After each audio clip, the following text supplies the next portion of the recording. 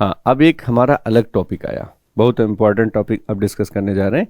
Conductivity तो हमने देख लिया कैसे निकालेंगे। कंडक्टिविटी के बाद हमने ये देखा, चलिए हम बात करते हैं आपसे कि हमने एक यहाँ पर लिया है एक सॉल्यूशन, ठीक है। मान लीजिए हमने एक NaCl सॉल्यूशन लिया, सोडियम क्लोराइड। आपको पता है इसमें इलेक्ट्रिसिटी पास हो जाएगी, इलेक्ट्रोलाइट है। तो अब सोडियम क्लोराइड के सॉल्यूशन के हमने कई अलग अलग सैंपल लिए। मतलब मान लीजिए हमने यहाँ पर सोडियम क्लोराइड का 1% का सैंपल लिया है सॉल्यूशन, एक हमने 10% का ले लिया सॉल्यूशन, एक हमने 20% का ले लिया है सॉल्यूशन। इस टाइप से आपने अलग अलग कंसंट्रेशन का सॉल्यूशन यूज कर लिया, ठीक है। तो अब मुझे आप बताओ कि जो इन अलग अलग सॉल्यूशन की कंडक्टिविटी है वो क्या सेम आएगी? बिल्कुल सेम नहीं आएगी भाई, है एक ही लिक्विड, कंसंट्रेशन अलग अलग है तो इसकी कंडक्टिविटी अलग अलग आएगी, ठीक।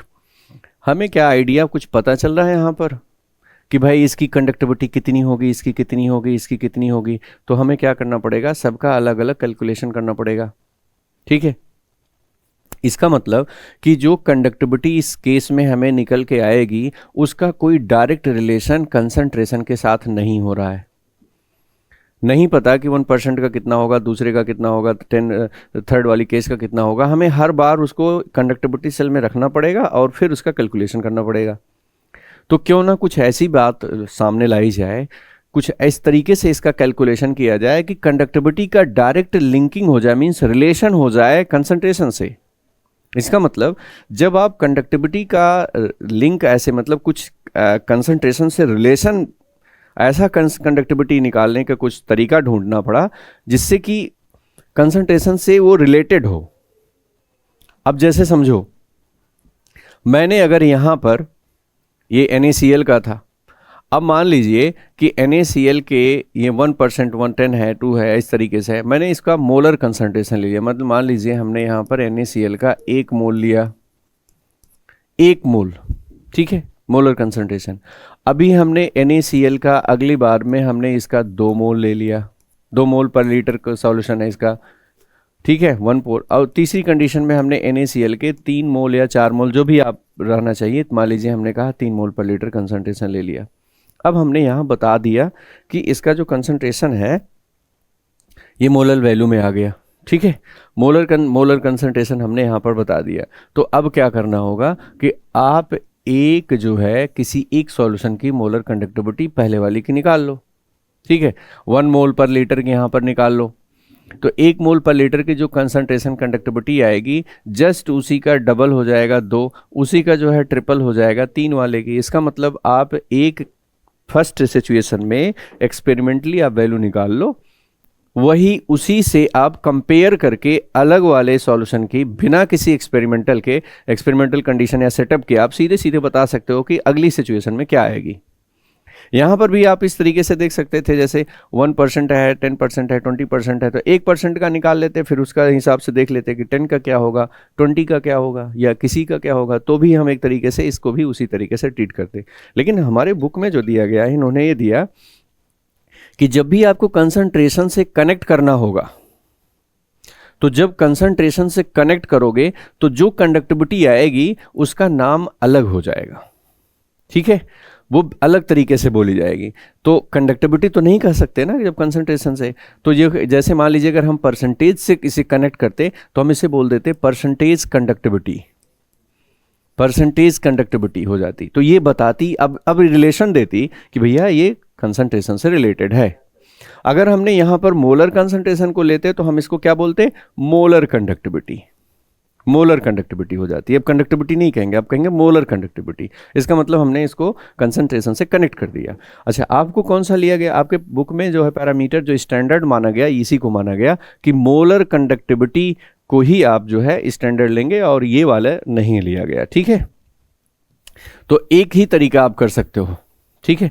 अभी हमारा क्यों आया ऐसा, अलग अलग कंसंट्रेशन अननोन सॉल्यूशन हो। मान लीजिए NaCl के अननोन है, बिल्कुल अननोन कर दे रहा हूं मैं, कुछ भी नहीं पता। 3 सैंपल हैं अलग अलग।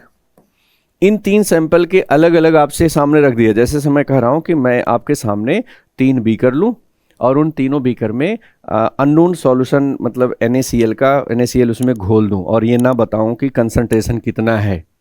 ऐसे 3 रेंडमली उसको डिसॉल्व करके आपके सामने रख दूं, अब आपसे कहूं कि इसकी कंडक्टिविटी बताओ, तो आप बिल्कुल नहीं बता सकते, किसी की भी ऐसे कंपेयर नहीं कर सकते। क्या करना पड़ेगा, सभी सैंपल की बारी बारी से कंडक्टिविटी सेल में रख करके पूरा प्रोसीजर करना पड़ेगा। क्यों? क्योंकि कंसंट्रेशन बताया ही नहीं गया है। अच्छा, अगर हम अब ऐसी सिचुएशन में जब हम सबका अलग अलग कंसंट्रेशन की अलग अलग कंडक्टिविटी निकालेंगे, तो जो भी आएगी इसकी कंडक्टिविटी K1, इसकी कंडक्टिविटी K2, इसकी कंडक्टिविटी K3 होगी। इनका आपस में रेशियो बाद में ले सकते हो, लेकिन प्रेडिक्ट नहीं कर सकते हो कि K1 इतना आया है तो K2 कितना आएगा या K3 कितना आएगा। अगर हम यहां पर कंसंट्रेशन दे देते कि ये 1 मोल पर लीटर का था, अगर ये बता देते तो K1 की बात पता चल जाती कि 1 मोल पर लीटर का है, तो K2 अगर ये कह देते ये 2 मोल पर लीटर है तो K2 की वैल्यू K1 के डबल सीधे सीधे कर लेते, K3 ट्रिपल कर लेते। तो इस तरीके से जब कंडक्टिविटी को कंसंट्रेशन से कनेक्ट कर दिया गया तो हमारे लिए आसान हो गया। ठीक है, आसान क्या हुआ कि अब हमें कंफर्म हो गया कि चलो एक के बारे में पता चल गया, तो इसी से हम कंपेयर करके दूसरी निकाल सकते हैं बिना एक्सपेरिमेंट किए हुए। तो यहां से अब कंडक्टिविटी को हमने एक नाम दे दिया मोलर कंडक्टिविटी। तो जो हमारा K है उसको हम मोलर कंडक्टिविटी से अब नाम दे देंगे। तो यहां पर हो जाएगा, एक टर्म आया मोलर कंडक्टिविटी। तो आई थिंक आप सभी को समझ में आया कि कंडक्टिविटी तो हम पढ़ ही रहे थे, तो एक टर्म और आ गया मोलर कंडक्टिविटी। तो मोलर कंडक्टिविटी का मतलब आपने कंडक्टिविटी को कंसंट्रेशन से कनेक्ट कर दिया। ठीक है जी, चलिए आगे बढ़ते हैं। मोलर कंडक्टिविटी के बारे में आपको बता दिया।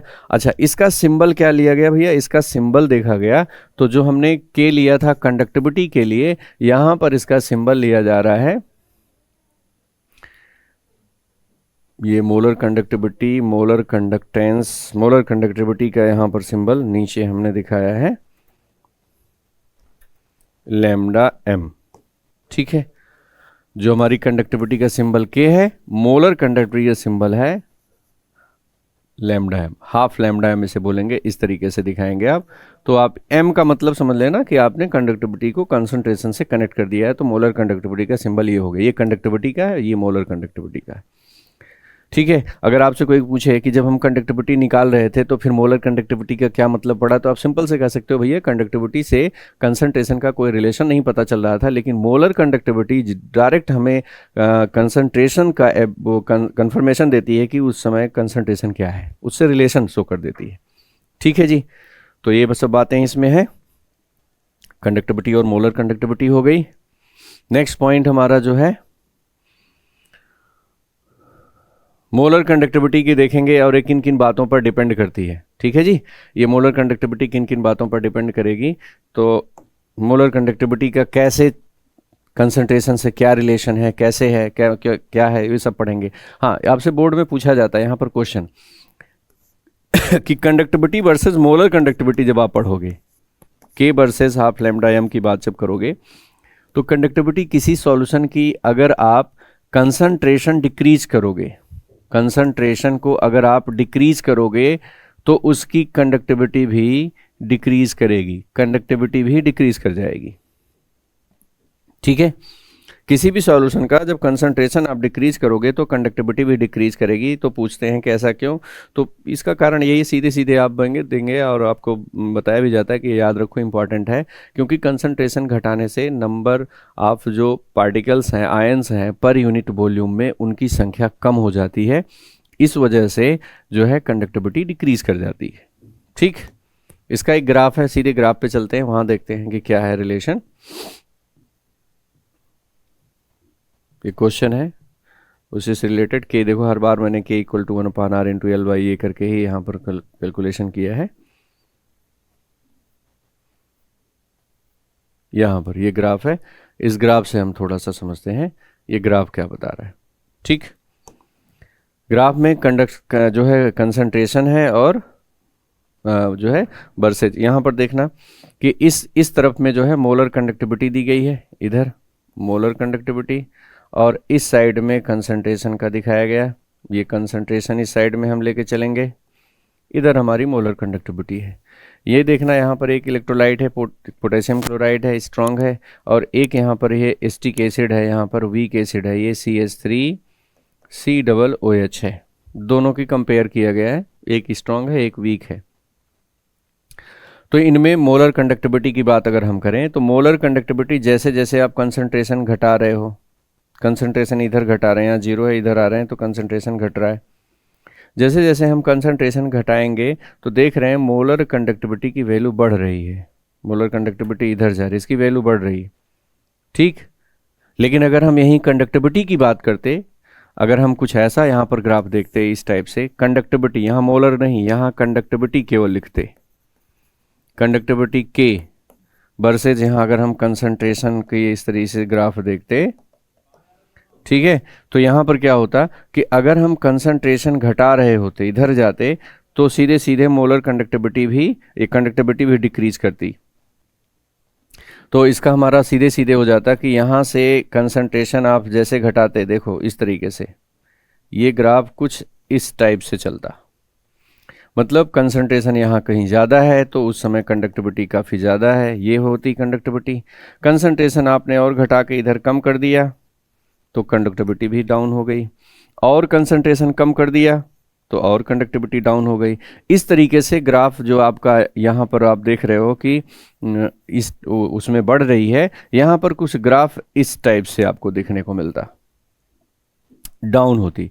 कंसंट्रेशन बढ़ाते कंडक्टिविटी बढ़ती, ठीक है, कंसंट्रेशन घटाते तो कंडक्टिविटी भी घटती। लेकिन मोलर कंडक्टिविटी का उल्टा चल रहा है मैटर। मोलर कंडक्टिविटी में क्या हो रहा है कि जैसे जैसे देखो ये कंडक्टिविटी यहाँ डिक्रीज कर रही है, जबकि अगर मैं इसी बात इस पर करूँ तो यहाँ से ये इस टाइप से बढ़ रही है। ये मोलर कंडक्टिविटी है और ये कंडक्टिविटी का केस आएगा, ठीक।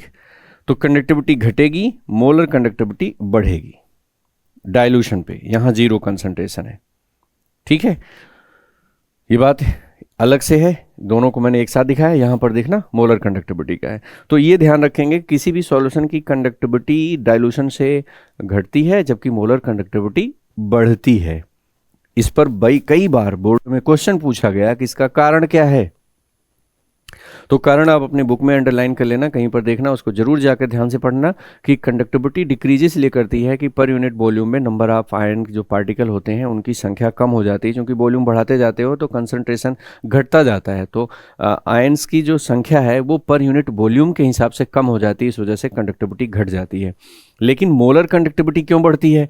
मोलर कंडक्टिविटी बढ़ने के पीछे ये देखते हैं कि मोलर कंडक्टिविटी 1 मोल पर लीटर सॉल्यूशन की कंडक्टिविटी को देखा जाता है, तो वहां पर क्या होता है कि लैम्डा एम का जो फॉर्मूला आता है वो देखा जाए तो K इंटू बी से रिलेटेड है, K इंटू बी से रिलेटेड है। कैसे? यहाँ पर ये आपका वॉल्यूम है, तो वॉल्यूम पर जो है पर यूनिट एरिया का यहाँ पर वॉल्यूम लिया गया है, तो ये वॉल्यूम आपका जो दिया गया, तो ये वॉल्यूम जो कि बढ़ता है तो वॉल्यूम बढ़ने से क्या हो जाएगा, मोलर कंडक्टिविटी बढ़ जाएगी। इसका रिलेशन है ऊपर मैं दिखा सकता हूँ कि ऊपर किस तरीके से ये उस पर डिपेंड है। यहाँ देखना कि लैम्डा एम इक्वल टू के इंटू बी कैसे, यहाँ पर आप देखेंगे, यहाँ देखना इस टाइप से, ठीक, ये देखना इसमें मोलर कंडक्टिविटी के लिए लैम्डा एम इक्वल टू के अपान बी। इसमें देखना क्या है कि मोलर कंडक्टिविटी का मतलब हो गया कि लैम्डा एम निकालने जा रहे हो तो आपका हो जाएगा कंडक्टिविटी अपान सी। कंडक्टिविटी अपान सी का मतलब भाई पर मोल का निकालना है, पर मोल का निकालना है, इसका मतलब कंडक्टिविटी अपान मोलर कंसंट्रेशन। जो भी आप कंडक्टिविटी निकाल रहे हो वो कितनी है उससे नहीं मतलब है, हमेशा जब मोलर कंडक्टिविटी आप पूछा जाएगा तो आप बताओगे कि 1 मोल का कितना है, पर यूनिट का कितना आ रहा है, पर यूनिट मोल का, ठीक है। तो 1 मोल पर लीटर का कंसंट्रेशन अगर होगा उसका कितना आएगा, तो सीधे सीधे के बाई सी करना पड़ेगा। अच्छा, अब के बाई सी का अगर हम थोड़ा सा ओपन करें फॉर्मूला, तो C इक्वल टू क्या होता है, मोलरिटी। मोलरिटी मतलब number of mole upon volume of the solution, यही होती है molarity, number of mole of solute upon volume of solution in litre. तो n यहाँ नंबर ऑफ मोल की C की जगह हमें यहाँ पर लिख दें n अपॉन V, ठीक है। अच्छा, अगर हम कह दें n इज इक्वल टू 1 मोल, अगर ये 1 मोल हो जाए तो क्या होगा फॉर्मूला, अगर नंबर ऑफ पार्टिकल जो सॉल्यूट हैं 1 मोल है तो लैम्डा m इक्वल टू हो जाएगा हमारा k, यहां पर सीधे सीधे 1/b।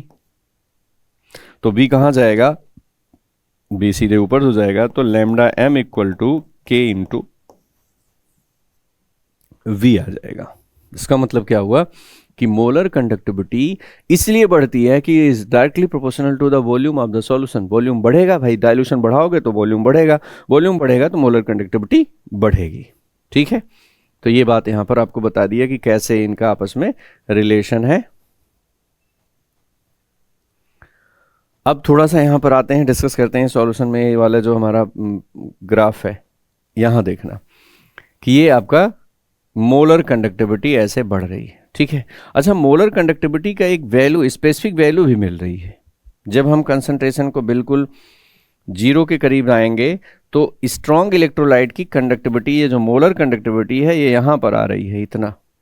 ठीक, लेकिन यहीं पर अगर हम एक वीक इलेक्ट्रोलाइट की बात करें तो वीक इलेक्ट्रोलाइट का भी कंसंट्रेशन जैसे जैसे घटाओगे मोलर कंडक्टिविटी तो बढ़ रही है। लेकिन क्या होता है कि जब आप कंसंट्रेशन बिल्कुल 0 के करीब में पहुंचने वाले हो, जैसे देखो यहां पर हम लगभग इस कंडीशन में पहुंच रहे हैं, यहां पर 0 के नजदीक जा रहे हैं, बिल्कुल जब एकदम आप पास में आओगे 0 होने से पहले इसकी स्टीपली बहुत तेजी से, अनएक्सपेक्टेडली बहुत तेजी से हाई होती जाती है। और ये कभी भी एकदम लिमिट कंडीशन में हमें नहीं मिलती, मतलब ये कहीं पर ग्राफ को आकर के ऐसे क्रॉस नहीं कर रही, न यहां जाके क्रॉस कर रही, न यहां कहीं क्रॉस कर रही, मतलब सीधे सीधे क्या हो रही है, ये मोलर कंडक्टिविटी पैरेलल हो जा रही है कंडक्टिविटी के ग्राफ में, बिल्कुल भी बहुत तेजी से हाई तेजी से बढ़ती जाती है। इसका मतलब क्या हुआ कि जब आप किसी वीक इलेक्ट्रोलाइट की मोलर कंडक्टिविटी के बारे में पढ़ना शुरू करते हैं, वीक इलेक्ट्रोलाइट जो पूरी तरीके से आयोनाइज नहीं होता, तो अगर हम बात करें तो उसकी भी मोलर कंडक्टिविटी तो बढ़ेगी, धीरे धीरे डाइल्यूशन कम करोगे। यहां पर देखो इसकी तो फिक्स वैल्यू मिल रही है इतना, लेकिन किसी वीक इलेक्ट्रोलाइट की मोलर कंडक्टिविटी कोई फिक्स वैल्यू नहीं मिल रही है। कब, जब आप 0 डाइल्यूशन पे जा रहे हो। तो इसके लिए एक उन्होंने नया टर्म यूज किया, उन्होंने कहा यहां पर लिमिटिंग मोलर कंडक्टिविटी। एक वर्ड आ गया लिमिटिंग मोलर कंडक्टिविटी, मतलब कि उस सॉल्यूशन की जो मोलर कंडक्टिविटी आप पढ़ रहे हो, जब उसका डाइल्यूशन इतना बढ़ा दिया, इतना कर दिया कि लगभग अब वो 0 के कंडीशन में जा रहा है, मतलब 0 कंडीशन में पहुंचने वाला है वो कंसंट्रेशन, तो उस समय वीक इलेक्ट्रोलाइट की जो कंडक्टिविटी होगी उसको आप लिमिटिंग मोलर कंडक्टिविटी बोलोगे। ठीक है, और उस लिमिटिंग मोलर कंडक्टिविटी की वैल्यू स्टीपली बहुत ज़्यादा हाई होती है और उसका आप इस तरीके से प्रिडिक्ट नहीं कर सकते कि कितना ज़्यादा जा रही है, जबकि स्ट्रांग वाले की फिक्स होगी। यहां पर भी तो आपसे क्वेश्चन पूछ सकते हैं, यहां पर क्या क्वेश्चन पूछते हैं, कहते हैं भैया कि एक स्ट्रांग इलेक्ट्रोलाइट है और एक वीक इलेक्ट्रोलाइट है, दोनों की मोलर कंडक्टिविटी का कंपेयर करने जा रहे हैं। तो एक पार्टिकुलर कंसंट्रेशन ले लो, सपोज दैट मैंने यहां पर ये वाला, ये 0.2 मोल पर लीटर कंसंट्रेशन पर दोनों की बात कर रहा हूं, इसके लिए यहां पर आएगा, इसके लिए ये ग्राफ यहां पर आएगा। कंसंट्रेशन 0.2 मोल पर लीटर वीक का भी है और स्ट्रॉन्ग का भी है, क्योंकि दोनों लाइन सेम पर है, एक ही पॉइंट पर आ रही। इस सिचुएशन में अगर मैं बात करूं कि किसकी मोलर कंडक्टिविटी ज़्यादा है, तो ग्राफ से ज़रा देखो, KCl की मोलर कंडक्टिविटी कहीं ज़्यादा है किससे, एसिटिक एसिड से। तो इसका मतलब एक नोन कंसंट्रेशन पर जो कि लिमिटिंग, मतलब बहुत ही 0 नहीं है, 0 से थोड़ा सही है, ठीक ठाक कंसंट्रेशन है, उस सिचुएशन में हमेशा स्ट्रॉन्ग इलेक्ट्रोलाइट की मोलर कंडक्टिविटी ज़्यादा होगी वीक वाले से। लेकिन जैसे जैसे हम कंसंट्रेशन को घटाते जाएंगे, लगभग मान लीजिए 0.2 है तो इसका आधा यहां पर हो जाएगा हमारा 0.1। 0.1 की कंडीशन पे जैसे आप पहुंचोगे, जैसे इसका देखो, अब भी स्ट्रॉन्ग वाले की मोलर कंडक्टिविटी ज़्यादा है वीक वाले से, लेकिन जैसे आप 0.1 से नीचे आओगे, कहीं उससे नीचे आ रहे हो, मान लीजिए मैंने कह दिया 0.9 मोल पर लीटर कंसंट्रेशन पे अगर मैं बात करूं, तो यहां पर वीक इलेक्ट्रोलाइट की मोलर कंडक्टिविटी बहुत तेजी से स्टीपली हाई होती जाएगी, और जबकि दोनों देखो यहां पर भी क्रॉस कर रही है, इसको क्रॉस करने की कंडीशन में आ गई। इससे भी अगर कंसंट्रेशन कम कर दिया तो अभी आप देखोगे वीक इलेक्ट्रोलाइट की मोलर कंडक्टिविटी कहीं बहुत ज़्यादा होगी। अब इसको हम कहेंगे लिमिटिंग मोलर कंडक्टिविटी। तो limiting molar conductivity weak electrolyte की एक पर्टिकुलर कंसंट्रेशन पर जब कंसंट्रेशन लगभग जीरो लिमिट के करीब जा रहा हो तो उस समय उसकी कंडक्टिविटी मोलर कंडक्टिविटी बहुत ही हाई होती है, उसको लिमिटिंग मोलर कंडक्टिविटी बोलेंगे, वो स्ट्रॉन्ग इलेक्ट्रोलाइट से ज़्यादा हो जाएगी। तो एक ठीक ठाक कंसंट्रेशन पर स्ट्रॉन्ग इलेक्ट्रोलाइट की मोलर कंडक्टिविटी ज़्यादा होगी वीक से, लेकिन जब लिमिटिंग मोलर कंडक्टिविटी की बात करोगे तो वीक इलेक्ट्रोलाइट की बहुत ज़्यादा होगी स्ट्रॉन्ग से। ये बात ध्यान रखेंगे आप, ग्राफ से भी यहाँ पर आपको बताया गया। अच्छा, अब एक चीज़ हम इसी का उल्टा देखते हैं। चलिए हम कंसंट्रेशन को बढ़ा रहे हैं, तो स्ट्रॉन्ग और वीक के बारे में बात करो। अब लिमिटिंग नहीं, अब हम मोलर कंडक्टिविटी की बात कर रहे हैं। कंसंट्रेशन बढ़ रहा है, धीरे धीरे कंसंट्रेशन बढ़ रहा है, तो देख रहे हो कंसंट्रेशन जैसे जैसे बढ़ रहा है मोलर कंडक्टिविटी डाउन जा रही है।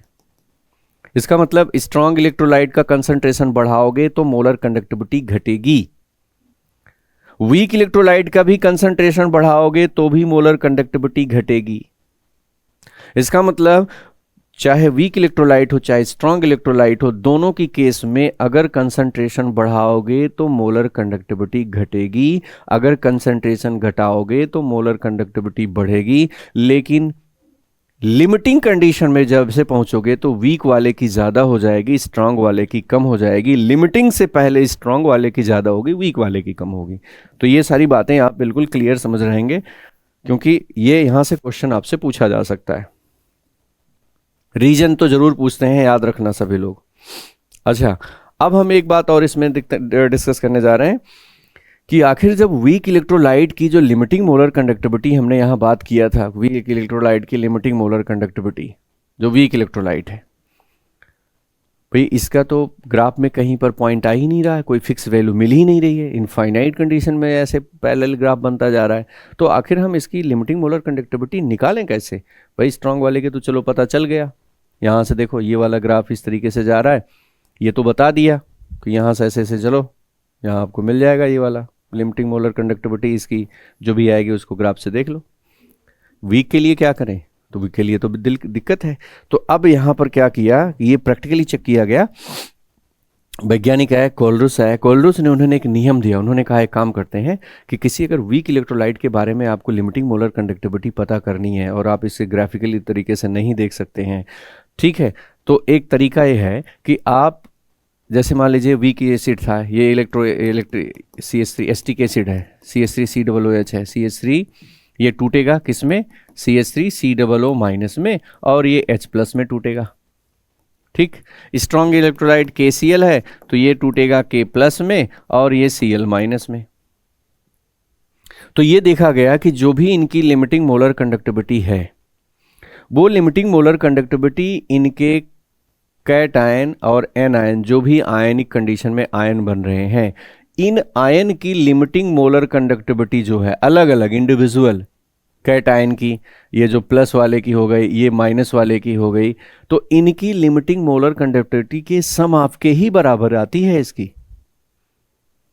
मतलब इनकी जो लिमिटिंग मोलर कंडक्टिविटी है वो डिपेंड कर रही किस पर? यहाँ पर इनके आयनों के नंबर पर, कितने इनके आयनों का क्या है मोलर कंडक्टिविटी।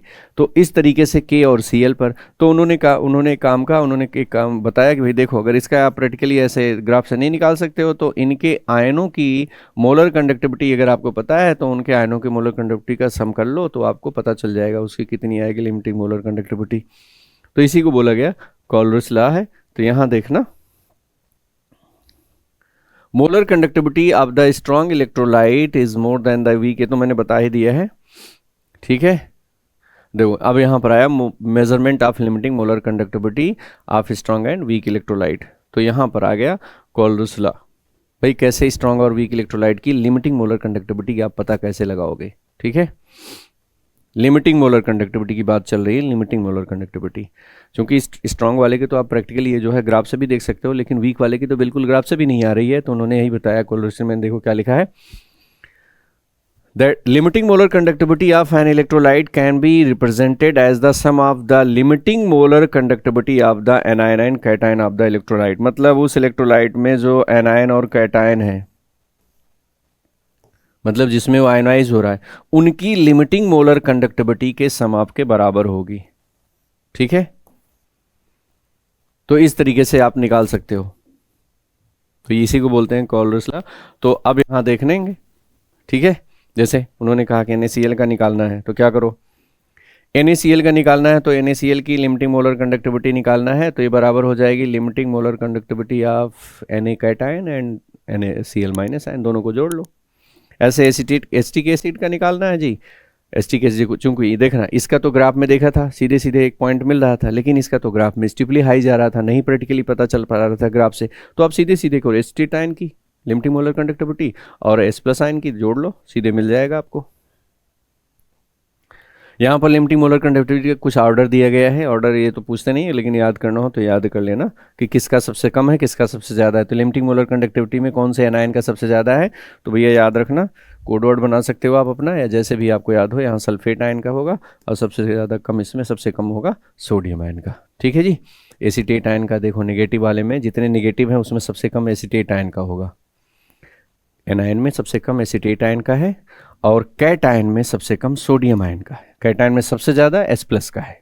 ऐसे 2-3 बातें तो याद रखना कि अगर कैटायन की बात कर रहे हो तो सबसे काफ़ी हद अच्छा खासा जो है H+ का सबसे